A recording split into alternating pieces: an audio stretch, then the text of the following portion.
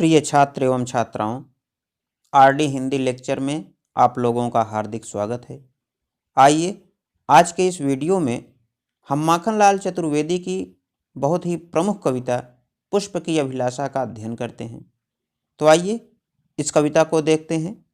चाह नहीं मैं सुरबाला के गहनों में गूथा जाऊं, चाह नहीं प्रेमी माला में विध प्यारी को ललचाऊं, चाह नहीं सम्राटों के शव पर हे हरि डाला जाऊं, चाह नहीं देवों के सिर पर चढ़ूं भाग्य पर इठलाऊं।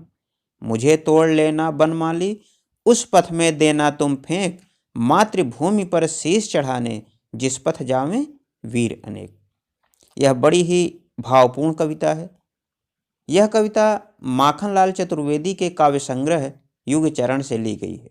इस कविता में कवि ने एक पुष्प के माध्यम से अपने देश के प्रति त्याग एवं बलिदान की भावना को व्यक्त किया है।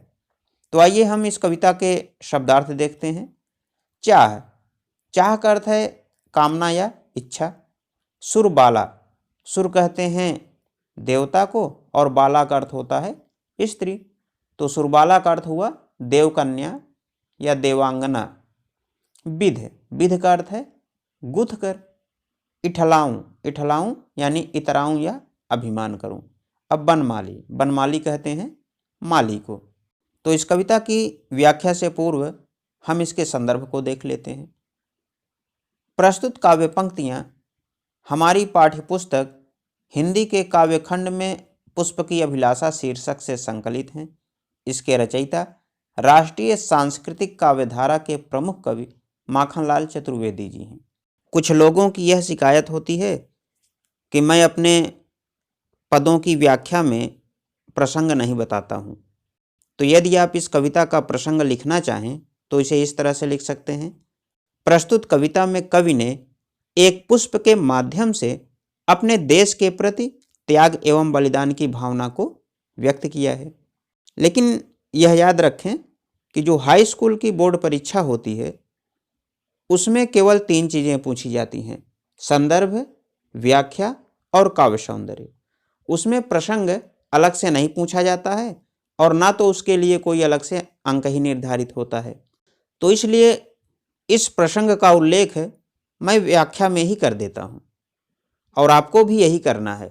यदि बोर्ड परीक्षा में आपको लिखना है तो आप प्रसंग अलग से कोई हेडिंग नहीं लिखेंगे, बल्कि व्याख्या की शुरुआत में ही उस कविता के प्रसंग के बारे में बता देंगे।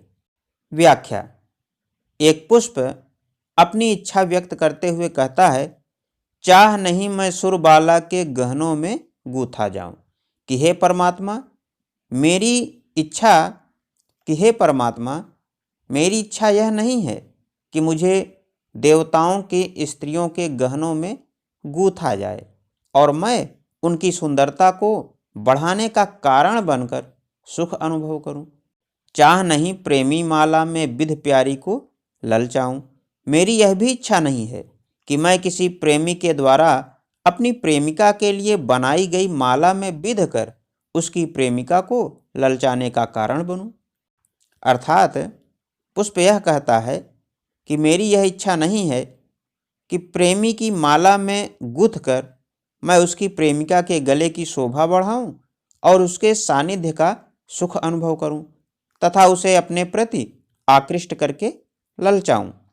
वह आगे कहता है, चाह नहीं सम्राटों के शव पर हे हरि डाला जाऊं, चाह नहीं देवों के सिर पर चढ़ूं भाग्य पर इठलाऊं। हे परमात्मा मेरी यह भी इच्छा नहीं है कि मुझे किसी राजा, महाराजा या चक्रवर्ती सम्राट के शव पर डाला जाए और मैं यह राजकीय सम्मान पा करके गर्व से फूला ना समाऊं। मैं यह भी नहीं चाहता कि मुझे श्रद्धालु भक्तों द्वारा पूज्य देवी देवताओं के मस्तक पर चढ़ाया जाए और यह सोचकर कि मैं देवताओं के शीश पर विराजमान हूं, मैं अपने भाग्य पर इतराने लगूं। अंत में पुष्प अपनी इच्छा व्यक्त करता हुआ कहता है कि मुझे तोड़ लेना बनमाली, उस पथ में देना तुम फेंक, मातृभूमि पर शीश चढ़ाने जिस पथ जावें वीर अनेक।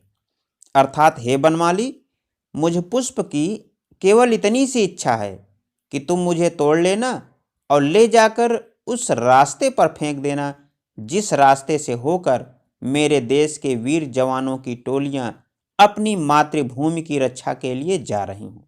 मैं उनके पैरों तले रौंदा जाकर अपने भाग्य को धन्य समझूंगा। काव्य सौंदर्य। प्रस्तुत पंक्तियों में कवि ने एक पुष्प के माध्यम से देश के नवयुवकों को अपनी मातृभूमि पर बलिदान होने की प्रेरणा दी है। पुष्प की अभिलाषा एक बलिदानी वीर की अभिलाषा है, न कि पाखंड युक्त किसी राजनेता की। भाषा। भाषा इसकी सहज एवं सरल खड़ी बोली है। रस वीर रस है। अलंकार। अलंकार में अनुप्रास तथा पुनरुक्ति प्रकाश अलंकार है। और गुण। गुण में ओज गुण है। इसी तरह के भाव मुंशी प्रेमचंद ने अपनी एक कहानी दुनिया का सबसे अनमोल रतन में व्यक्त किया है। वे इस कहानी में कहते हैं कि मातृभूमि की रक्षा में शहीद होने वाले देशभक्त के शरीर से निकलने वाली रक्त की बूंदें ही दुनिया का सबसे अनमोल रतन हो सकती हैं। यह कहानी उनके प्रथम कहानी संग्रह सोजे वतन में संकलित है। अपने इन्हीं उग्र राष्ट्रवादी विचारों के कारण प्रेमचंद के इस कहानी संग्रह को तत्कालीन अंग्रेज सरकार ने जब्त कर लिया था। तो इसी के साथ आज का हमारा यह वीडियो यहीं पर पूर्ण होता है। आशा है यह वीडियो आपको अच्छा लगा होगा। यदि वीडियो अच्छा लगा हो तो इसे लाइक करें, अपने दोस्तों और परिचितों से इसे अधिक से अधिक शेयर करें और मेरे इस YouTube चैनल को भी सब्सक्राइब करें। नमस्कार।